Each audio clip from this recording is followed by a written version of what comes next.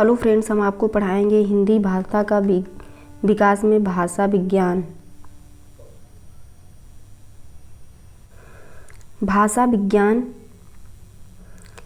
विज्ञान भाषा के अध्ययन की वह शाखा है जिसमें भाषा की उत्पत्ति, स्वरूपण, विकास आदि का वैज्ञानिक एवं विश्लेषणात्मक अध्ययन किया जाता है।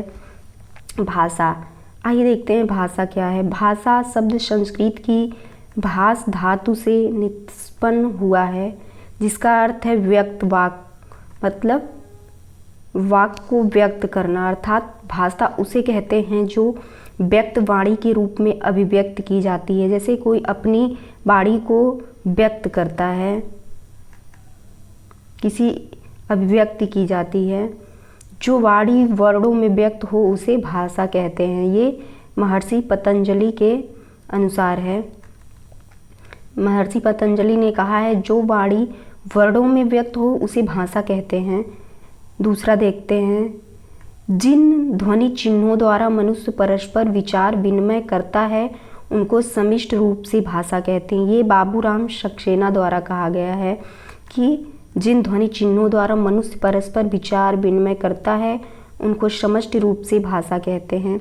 तीसरा देखते हैं, भाषा निश्चित प्रयत्नों को फलस्वरूप मनुष्य के मुख से निःसृत वह सार्थक ध्वनि समिष्ट है जिसका विश्लेषण और अध्ययन हो सके। ये डॉक्टर भोलानाथ तिवारी के अनुसार है। भारोपीय भाषा परिवार। ये परिवार को आर्य परिवार, इंडो जर्मनिक भारत हिंदी परिवार के नाम से जाना जाता है। भारोपीय परिवार की 10 शाखाएं हैं। भारोपीय परिवार की कितनी शाखाएं हैं? 10 शाखाएं, जिन्हें 2 शतम और केतुम में बांटा गया है। पहला है केतुम और शतम। केतुम को जर्मनिक, केल्टिक, ग्रीन, तोखरी, हिटाइक, इटालिक में बांटा गया है, और शतम को भारतीय ईरानी, जिसे आर्य कहते हैं, बाल्टो स्लाविक, आर्मीनी, अल्बानी में बांटा गया है। भारतीय आर्य भाषाएं, आइए देखते हैं अब भारतीय आर्य भाषाएं। भारतीय आर्य भाषा समूह को कालक्रम की दृष्टि से निम्न वर्गों में बांटा गया है। चरण, फिर दूसरा है भाषा, तीसरा है समय। प्राचीन आर्य भाषाएं 2000 ईस्वी पूर्व से 500 ईस्वी पूर्व तक। इसकी भाषा है वैदिक। पहला है वैदिक संस्कृत, दूसरा है लौकिक संस्कृत। वैदिक संस्कृत को 2000 ईस्वी पूर्व से 1000 ईस्वी पूर्व तक बांटा गया है। लौकिक संस्कृत को 1000 ईस्वी पूर्व से 5000 ईस्वी पूर्व तक बांटा गया है। फिर है मध्यकालीन आर्य भाषाएं, जिसे 500 ईस्वी पूर्व से 1000 ईस्वी पूर्व तक बांटा गया है। मध्यकालीन आर्य भाषाएं में को 3 भागों में भाषा बांटा गया है। पहला है पाली, दूसरा है प्राकृत, तीसरा है अपभ्रंश अवहट। तो आइए पहला देखते हैं। पहला पाली को 500 ईस्वी पूर्व से 1 ईस्वी पूर्व तक बांटा गया है। पाली को 500 ईस्वी पूर्व से 1000 ईस्वी पूर्व तक बांटा गया है। दूसरा है प्राकृत। प्राकृत को 1 ईस्वी पूर्व से 500 ईस्वी तक बांटा गया है। तीसरा है अपभ्रंश अवहट। इसको 500 ईस्वी से 1000 ईस्वी तक बांटा गया है। तीसरा है आधुनिक आर्य भाषाएं। आधुनिक आर्य भाषाएं में भाषा है हिंदी है, बांग्ला है, गुजराती, उड़िया है, गुजराती है, सिंधी है, पंजाबी है। इसको 1000 ईस्वी तक बांटा गया है।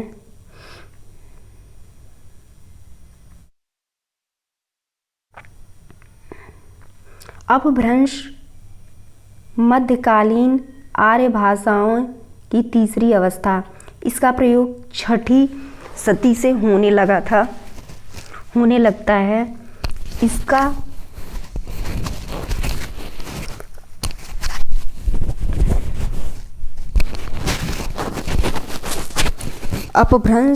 अपभ्रंश को अवहस, ग्रामीण भाषा, देसी भाषा, आभीरी आदि नामों से जाना जाता है।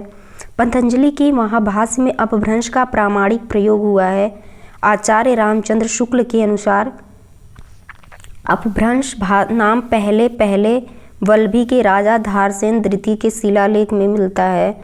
डॉक्टर हरदेव बाहरी ने 7वीं सदी से 11वीं सदी तक के समय को अपभ्रंश का स्वर्णकाल कहा है। ये इम्पॉर्टेंट है, पूछता है कि अपभ्रंश का स्वर्णकाल किसने कहा है, तो हरदेव बाहरी ने कहा है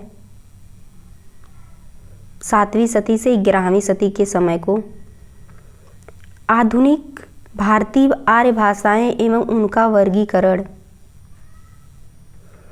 आधुनिक आर्य भाषाओं का विकास अपभ्रंश से हुआ है। हार्नले का आधुनिक भारतीय आर्य भाषाओं का वर्गीकरण। वर्ण भाषाएं। पूर्वी गौड़ियन की भाषा है पूर्वी हिंदी, बंगला, असमी, उड़िया। पश्चिमी गौड़ियन की भाषा है पश्चिमी हिंदी, राजस्थानी, गुजराती, सिंधी, पंजाबी। उत्तरी गौड़ियन की भाषा है गढ़वाली, नेपाली, पहाड़ी। दक्षिणी गौड़ियन की भाषा है मराठी। डॉक्टर सुनीत कुमार चटर्जी ने जॉर्ज ग्रियर्सन के वर्गीकरण की आलोचना ध्वनिगत एवं व्याकरणगत आधारों पर करते हुए अपने वैज्ञानिक वर्गीकरण निम्न वर्गों में प्रस्तुत किया है। उदिच सिंधी, लहंदा पंजाबी। प्रतीच भाषा है राजस्थानी, गुजराती। मध्य देशी भाषा है पश्चिमी हिंदी। प्राच्य भाषा है पूर्वी हिंदी, बिहारी, उड़िया, असमिया, बंगला। दक्षिणात्य है मराठी। डॉक्टर धीरेन्द्र वर्मा ने सुनीति कुमार के वर्गीकरण में सुधार कर अपना वर्गीकरण प्रस्तुत किया जो निम्नलिखित है। उदिच है सिंधी, लहंदा पंजाबी। प्रतीच है गुजराती। मध्य देशी है राजस्थानी, पश्चिमी हिंदी, पूर्वी हिंदी, बिहारी। प्राच्य है उड़िया, असमिया, बंगला। दक्षिणात्य है मराठी। भोलानाथ तिवारी का अपभ्रंश आधारित वर्गीकरण। ब्राह्मण पैशाची को प्रश्नोत्तरी भाषा है लहंदा पंजाबी, सिंधी, गुजराती। शौर सैनी मध्यवर्ती, राजस्थानी, पहाड़ी, गुजराती, पश्चिमी इसकी भाषा है। अर्धमागधी की भाषा है मध्य पूर्वी और पूर्वी हिंदी। मागधी पूर्वी की भाषा है बिहारी, बंगला, उड़िया, असमिया। महाराष्ट्री दक्षिणी की भाषा है मराठी।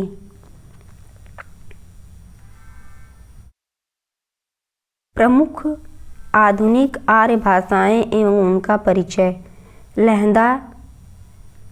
लहंदा की अन्य नाम है हिंदकी, मुल्तानी, जटकी। लहंदा का शाब्दिक अर्थ पश्चिमी होता है। लिपि लंडा शारदा लिपि की एक उपशाखा है।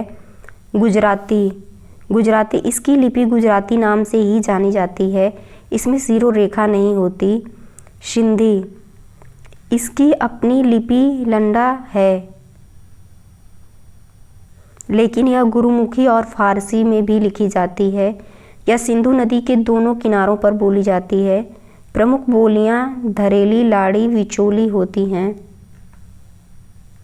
पंजाबी इसकी लिपि गुरुमुखी है। प्रमुख बोलियां माझी, राठी, डोगरी है। मराठी इसकी लिपि देवनागरी लिपि है। मुख्य बोलियां कोंकणी, नागपुरी, महारी है। असमी इसकी लिपि बंगला है। इसकी मुख्य बोली विष्णुपुरिया है। उड़िया इसकी लिपि ब्राह्मी की उत्तरी शैली से विकसित लिपि है। प्रमुख बोलियां गंजामी, भत्री, संबलपुरी है। हिंदी की उपभाषाएं और बोलियां। अपभ्रंश, उपभाषा और बोली।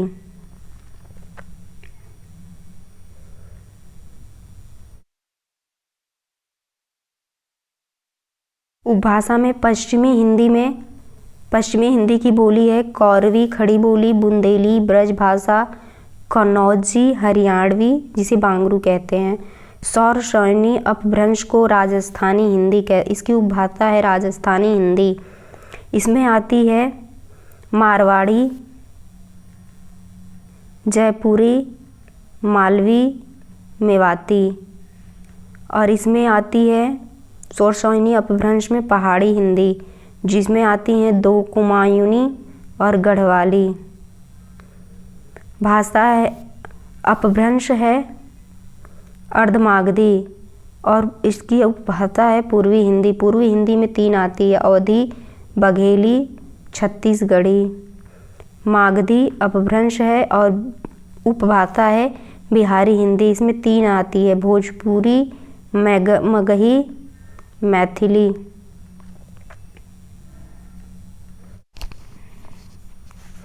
पश्चिमी हिंदी के अंतर्गत मुख्य रूप से 5 बोलियां होती हैं, लेकिन कुछ विद्वान दक्षिणी बोली को छठी बोली के रूप में स्वीकार करते हैं। डॉक्टर भोलानाथ तिवारी ने पश्चिमी हिंदी के अंतर्गत 2 अन्य बोलियां ताजुब्की तथा निमाड़ी को भी स्वीकार किया है।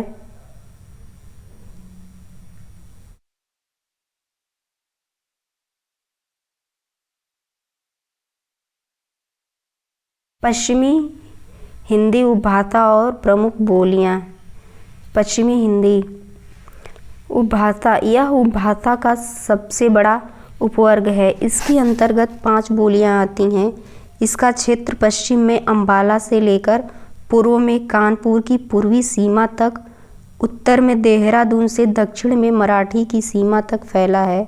इस क्षेत्र के बाहर दक्षिण में महाराष्ट्र, तमिलनाडु, आंध्र प्रदेश, कर्नाटक और केरल के प्रायः मुसलमानी घरों पश्चिमी हिंदी का ही रूप दक्षिणी हिंदी प्राप्त होता है।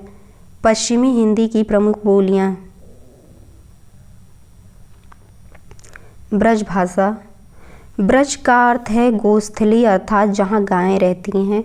इस बोली का आरंभिक रूप आदिकालीन साहित्य में पिंगल तथा मध्यकाल भाखा में नाम से मिलता है। भुक्सा, भरतपुरी, डांगी, अंतर्वेदी, माथुरी आदि ब्रज भाषा की मुख्य उपबोलियां हैं। बंगाली कवि ईश्वर चंद्र गुप्त ने ब्रजबुली शब्द का सर्वप्रथम प्रयोग किया। ब्रजभाषा क्षेत्र। इस बोली का प्रमुख क्षेत्र मथुरा, आगरा और अलीगढ़ आदि जिलों में शुद्ध रूप से मिलता है और अन्य जिले हैं बरेली, बदायूं, एटा, मैनपुरी, गुड़गांव, भरतपुर, करौली जिलों में भी मिलता है। खड़ी बोली कौरवी। खड़ी बोली का कौरवी नाम राहुल सांस्कृत्यायन ने दिया है। इस बोली का अन्य नाम हिंदुस्तानी सरहिंदी कौरवी है। यह बोली उत्तर प्रदेश के रामपुर, मुरादाबाद, बिजनौर, मेरठ, सहारनपुर, मुजफ्फरनगर में बोली जाती है तथा दिल्ली में सटे क्षेत्रों में प्रमुख रूप से बोली जाती हैं। बुंदेली, यह बुंदेलखंड में बोली जाती हैं। बुंदेलखंड नाम बुंदेल राजपूतों के नाम पर पड़ा। इसकी एक उपबोली है जिसका नाम बनाफरी है। इसका प्रमुख क्षेत्र झांसी, जालौन, हमीरपुर, बादा, छतरपुर, सागर, ग्वालियर, भोपाल, ओरछा, नरसिंहपुर, सिवानी, होशंगाबाद आदि प्रमुख जिलों में बोली जाती हैं। कन्नौजी बोली। संस्कृत के कानिकुब्ज शब्द से कन्नौजी विकसित हुआ है। यह बोली उत्तर प्रदेश के कानपुर, फर्रुखाबाद, हरदोई, पीलीभीत, इटावा, शाहजहांपुर आदि जिलों में मुख्य रूप से बोली जाती हैं। हरियाणवी बोली, जिसे बांगरू कहते हैं, इस बोली को ग्रियर्सन बांगरू नाम दिया। इसे जाटू नाम से भी जाना जाता है। यह बोली दिल्ली, कुरुक्षेत्र, करनाल, हिसार, पटियाली क्षेत्रों में बोली जाती हैं। इसको जाटू नाम से भी जाना जाता है। यह बोली दिल्ली, कुरुक्षेत्र, करनाल, हिसार, पटियाली क्षेत्रों में बोली जाती हैं। पूर्वी हिंदी उपभाषा एवं उनकी बोलियां। पूर्वी हिंदी। पूर्वी हिंदी क्षेत्र का वह है जो प्राचीन काल में उत्तर कोशल और दक्षिण कोशल था। यह क्षेत्र उत्तर से दक्षिण तक दूर दूर तक फैला था। इसके अंतर्गत उत्तर प्रदेश में अवधी और मध्य प्रदेश में बघेली तथा छत्तीसगढ़ी का सारा क्षेत्र आता है। पूर्वी हिंदी के अंतर्गत 3 प्रमुख बोलियां आती हैं। पहला है अवधी, दूसरा बघेली, तीसरा छत्तीसगढ़ी। अवधी, आइए देखते हैं अवधी। यह बोली प्रमुख रूप से अवध क्षेत्र में बोली जाती है। इस बोली के लिए कोशली बैसवाड़ी शब्द का भी प्रयोग किया जाता है। यह बोली उत्तर प्रदेश के अयोध्या, लखनऊ, लखीमपुर खीरी, बहराइच, गोंडा, सीतापुर, फैजाबाद, उन्नाव, सुल्तानपुर, रायबरेली, इलाहाबाद, जौनपुर, मिर्ज़ापुर, प्रतापगढ़, बाराबंकी आदि प्रमुख क्षेत्रों में बोली जाती हैं।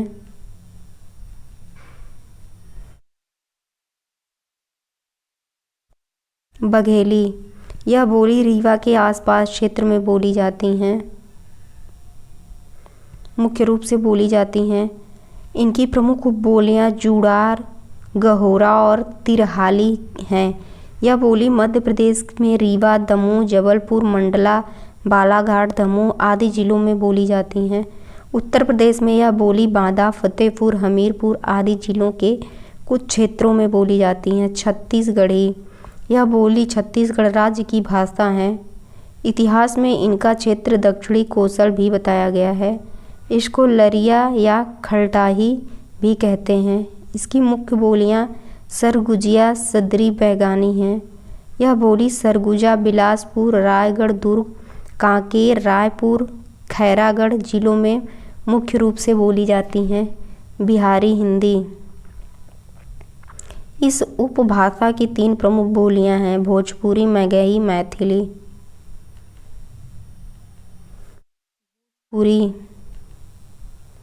भोजपुरी का बोली के अर्थ में 1889 ईस्वी में सर्वप्रथम प्रयोग किया गया। बिहारी हिंदी उपभाषा की सबसे अधिक बोली जाने वाली बोली भोजपुरी है। प्रचलन की दृष्टि से हिंदी की सबसे बड़ी बोली है। भारत के बाहर मॉरिशस, फिजी आदि देशों में भी बोली जाती है।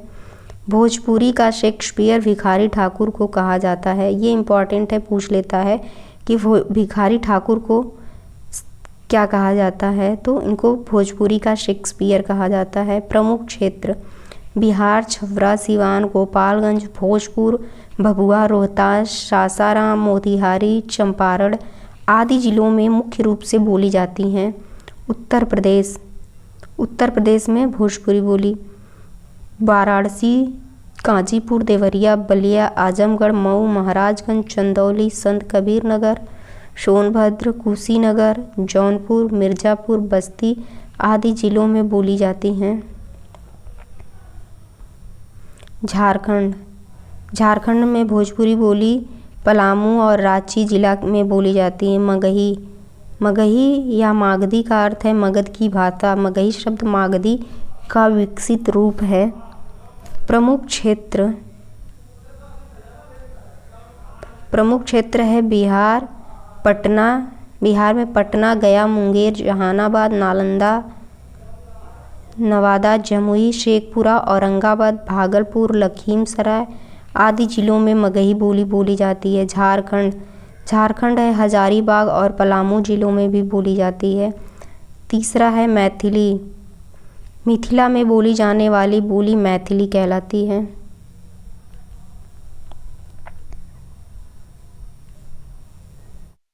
जोलहा, छीका, छीकी मैथिली की उपबोली है। मैथिली संविधान की 8वीं अनुसूची में शामिल है। प्रमुख क्षेत्र, इसके कौन कौन से प्रमुख क्षेत्र हैं? पूर्वी चंपारण, मुंगेर, भागलपुर, दरभंगा, पूर्णिया, दीनापुर, तिरहुत तथा नेपाल के तराई क्षेत्रों में बोली जाती है। विभाषा, यह बोली का विस्तृत रूप है जिसमें साहित्य आदि रचा जाने लगता है, विभाषा कहलाती है। विभाषा का रूप बोली की अपेक्षा अधिक परिष्कृत है एवं व्याकरण सम्मत होता है। बाबू श्याम सुंदर दास के अनुसार एक प्रांत या उपप्रांत की बोली तथा साहित्य रचना विभाषा कहलाती है। विभाषा की विशेषताएं, विभाषा का क्षेत्र बोली से विस्तृत होती है। यह एक प्रांतीय भाषा होती है। विभाषा अपने क्षेत्र की मुख्य भाषा होती है। यह बोलचाल एवं साहित्य दोनों की भाषा होती है। लिपि, लिखावट भाषा की सभी ध्वनियों के लिए निर्धारित प्रतीक चिन्हों को लिपि कहते हैं। लिखावट भाषा की सभी ध्वनियों के लिए निर्धारित प्रतीक चिन्हों को लिपि कहते हैं। कामता प्रसाद गुरु के अनुसार लिखित भाषा में मूल ध्वनियों के लिए जो चिन्ह मान लिए गए हैं वे वर्ण कहलाते हैं, पर जिस रूप में लिखे जाते हैं उसे लिपि कहते हैं। प्राचीन रूप में भारत में 3 लिपियाँ प्रसिद्ध हैं। पहला है सिंधु घाटी लिपि जो चित्रात्मक है, दूसरा खरोष्ठी लिपि, तीसरा ब्राह्मी लिपि। ब्राह्मी लिपि का विकास क्रम। ब्राह्मी लिपि में 2 हैं, दक्षिणी शैली और उत्तरी शैली। दक्षिणी शैली में आइए देखते हैं कौन कौन है। तेलुगु है। दक्षिणी शैली में तेलुगु, कन्नड़, तमिल लिपियों का विकास है। और उत्तरी शैली में है गुप्त लिपि। गुप्त लिपि में है सिद्धार्थिका या कुटल लिपि। इसमें 2 हैं, देवनागरी लिपि जो 9वीं सदी में प्रारंभ हुई और शारदा लिपि जो 10वीं सदी में। आइए देखते हैं देवनागरी लिपि। देवनागरी लिपि का विकास कुटिल लिपि से हुआ। देवनागरी लिपि का सर्वप्रथम प्रयोग गुजरात के राजा जयभट्ट 7वीं से 8वीं सदी के एक शिलालेख में हुआ। राष्ट्रकूट, नरेशों और विजय नगर के राजाओं के राजकाल में इनका भरपूर प्रसार हुआ। इस समय यह लिपि हिंदी प्रदेश के अतिरिक्त महाराष्ट्र और नेपाल में प्रचलित है। सारा वैदिक और संस्कृत वाङ्मय देवनागरी लिपि में उपलब्ध है।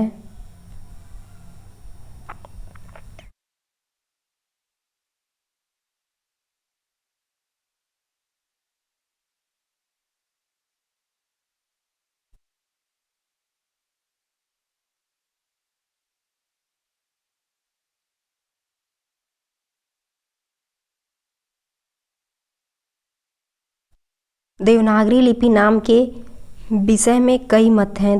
गुजरात में सर्वप्रथम प्रचलित होने से वहाँ के पंडित वर्ग नगर ब्राह्मणों के नाम से इसी नागरी कहा गया।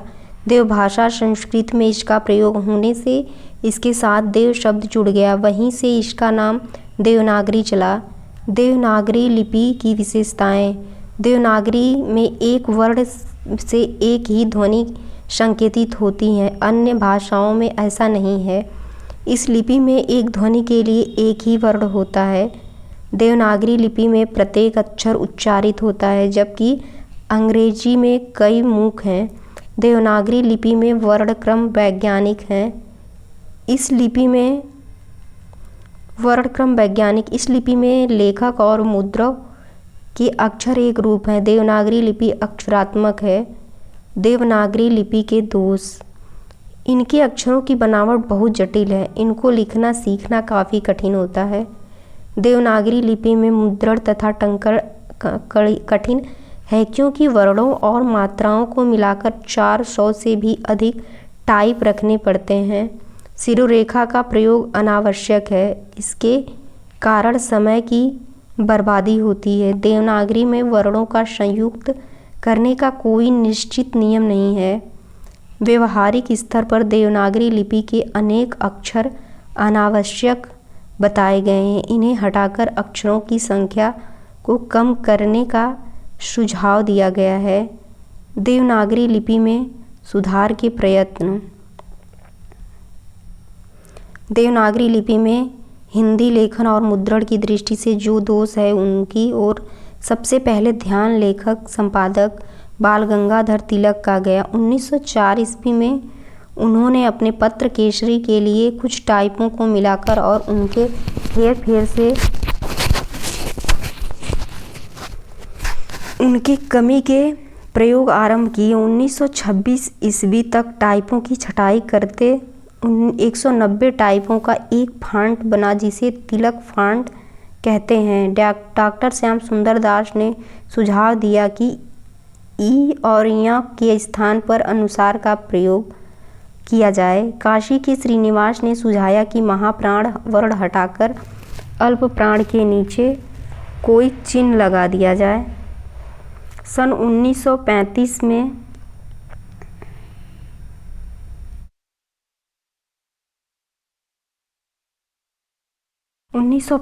में हिंदी साहित्य सम्मेलन के दौरान इंदौर अधिवेशन में राष्ट्रपिता महात्मा गांधी ने सभापतित्व में नागरी लिपि सुधार समिति बनाई गई, जिसके संयोजक काका कालेकर थे।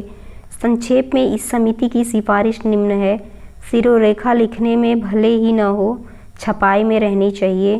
कोई व्यंजन संयोग नीचे ऊपर न हो। सावरकर बंधुओं की सुझाई गई 12 खड़ी को स्वीकार किया गया। रेप को अलग से व्यंजन में लगाया जाए। 1945 ईस्वी में काशी नागरी प्रचारणी सभा में श्रीनिवास के सुझाव को अ की 12 खड़ी को स्वीकार नहीं किया गया। 1947 ईस्वी में उत्तर प्रदेश सरकार ने आचार्य नरेंद्र देव की अध्यक्षता में एक समिति गठित की जिसमें सब सुझावों का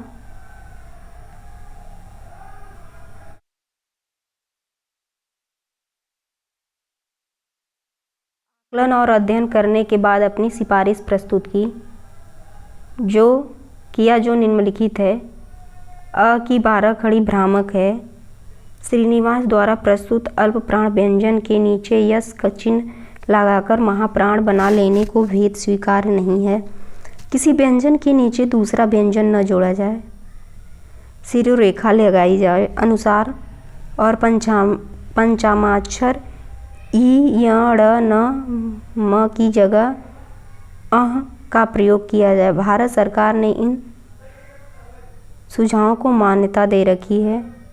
तब से प्राय टंकण और मुद्रण में और सरकारी कामकाज के लिए और अधिकतर पाठ्य पुस्तकों में इन्हीं के अनुसार काम चल रहा है। राजभाषा। संविधान द्वारा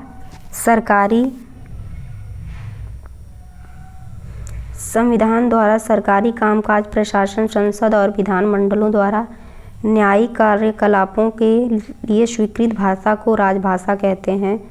राजभाषा आयोग। राष्ट्रपति के संविधान प्रावधानों के अनुसार सन 1955 ईस्वी को बाला साहेब गंगाधर खेर की अध्यक्षता में एक आयोग की स्थापना की गई जिसे राजभाषा आयोग कहा गया। हिंदी की संवैधानिक स्थिति। 14 सितंबर 1949 को भारतीय संविधान में हिंदी को राजभाषा का दर्जा दिया गया। ये इम्पॉर्टेंट है, पूछ लेता है कि कब संविधान में हिंदी को राजभाषा का दर्जा दिया गया। तो 14 सितंबर 1949 को। भारतीय संविधान के भाग 5, 6 और 17 में राजभाषा संबंधी उपबंध हैं। भाग 17 का शीर्षक राजभाषा है। इस भाग में 4 अध्याय हैं जो कि अनुच्छेद 343 और 351 के अंतर्गत समाहित हैं। अनुच्छेद 120 का पहला और 210 है जिसमें संसद और विधानमंडलों की भाषा संबंधी विवरण है। हिंदी भाषा से संबंधित महत्वपूर्ण अनुच्छेद। अनुच्छेद 120 का पहला, संसद का कार्य किसी में हो या अंग्रेजी में किया जाएगा। अनुच्छेद 210, राजभाषा के विधानमंडल में कार्य राज्य की राजभाषा या राजभाषाओं में या हिंदी में या अंग्रेजी में किया जाएगा।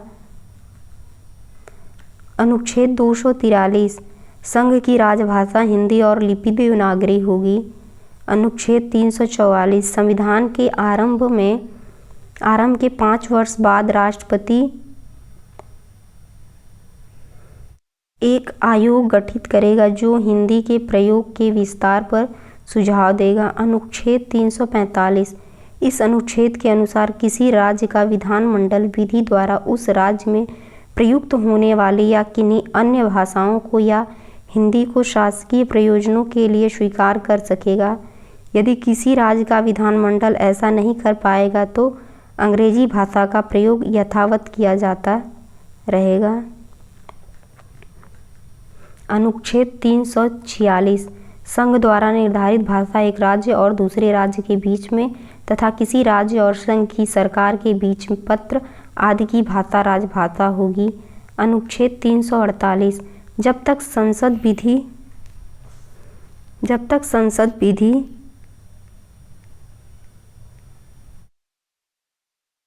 द्वारा कोई उपबंध न करे तब उच्चतम न्यायालय तथा उच्च न्यायालय की सभी कार्यवाहियां अंग्रेजी में ही होंगी। अनुच्छेद 349, संसद यदि राजभाषा से संबंधित कोई विधेयक या संशोधन प्रस्तावित करना चाहे तो राष्ट्रपति की पूर्व मंजूरी लेनी पड़ेगी और राष्ट्रपति आयोग की सिफारिशों पर और उन सिफारिशों पर गठित रिपोर्ट पर विचार करने के पश्चात ही अपनी मंजूरी देगा, अन्यथा नहीं। अनुच्छेद 350। इस अनुच्छेद के अंतर्गत उन वर्गों पर विशेष ध्यान दिया गया है जो भाषाई आधार पर अल्पसंख्यक हैं। अनुच्छेद 351।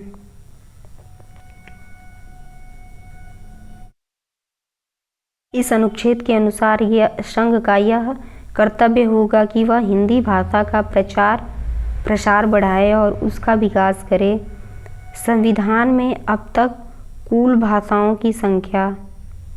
संविधान की 8वीं अनुसूची में हिंदी सहित 14 भारतीय भाषाएं थीं। संविधान के 21वें संशोधन 1967 के अंतर्गत सिंधी भाषा को 8वीं अनुसूची में शामिल किया गया। संविधान के 71वें संविधान संशोधन अधिनियम 1992 के द्वारा 8वीं अनुसूची में नेपाली, मणिपुर तथा कोंकणी को जोड़ा गया। संविधान के 92वें संशोधन अधिनियम 2003 के द्वारा 8वीं अनुसूची में मैथिली, डोगरी, बोडो और संथाली को शामिल किया गया। संविधान के अनुच्छेद 344 पहले अनुच्छेद 351 में 8वीं अनुसूची में विनिर्दिष्ट भारतीय आदर्श को संदर्भ आया है जो कि 22 है। यह निम्नलिखित है: असमिया, नेपाली, मणिपुरी, बांग्ला, उड़ीसा, कश्मीरी, सिंधी, पंजाबी, संस्कृत, हिंदी, उर्दू, गुजराती, मराठी, कन्नड़, कोंकणी, मलयालम, तेलुगु, तमिल, बोडो, मैथिली, संथाली, डोगरी।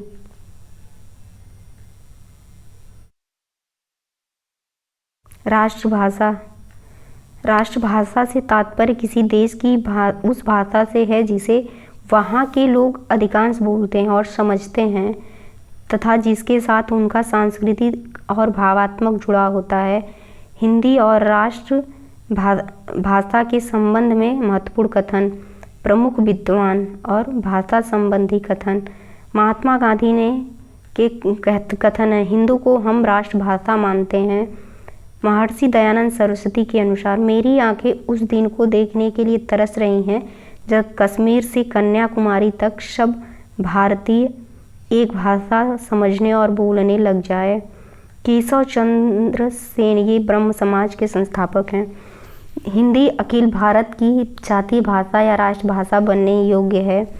राजा राम मोहन राय। इस समय देश की एकता के लिए हिंदी अनिवार्य है। नेताजी सुभाष चंद्र बोस। हिंदी प्रचार का उद्देश्य केवल यही है कि आजकल जो काम अंग्रेजी में लिया जाता है वह आगे चलकर हिंदी से लिया जाएगा। एनी बेसेंट महोदया के अनुसार, भारत के सभी स्कूलों में हिंदी की शिक्षा अनिवार्य होनी चाहिए। बाल गंगाधर तिलक के अनुसार, राष्ट्र के संगठन के लिए आज ऐसी भाषा की आवश्यकता है जिसे सर्वत्र समझा जा सके। डॉक्टर शंकर दयाल शर्मा। हिंदी को जानना हमारा राष्ट्र धर्म है। डॉक्टर भीमराव अंबेडकर के अनुसार, हिंदी को ऊंची से ऊंची शिक्षा का माध्यम होना चाहिए। जवाहरलाल नेहरू। भारत को एक सूत्र में बांधने के लिए हिंदी को ही राष्ट्रभाषा होनी चाहिए। संपर्क भाषा। संपर्क भाषा उस भाषा को कहते हैं जो किसी क्षेत्र में सामान्य रूप से किसी दो ऐसे व्यक्तियों के बीच प्रयोग हो जिनकी मातृभाषाएं अलग हैं। इसे सेतु भाषा, व्यापार या भाषा, सामान्य भाषा या वाहन भाषा भी कहते हैं। वर्तमान समय में प्रायः राजनीतिक आधार पर विचार स्वीकार किया जा चुका है। हिंदी भारत की संपर्क भाषा है।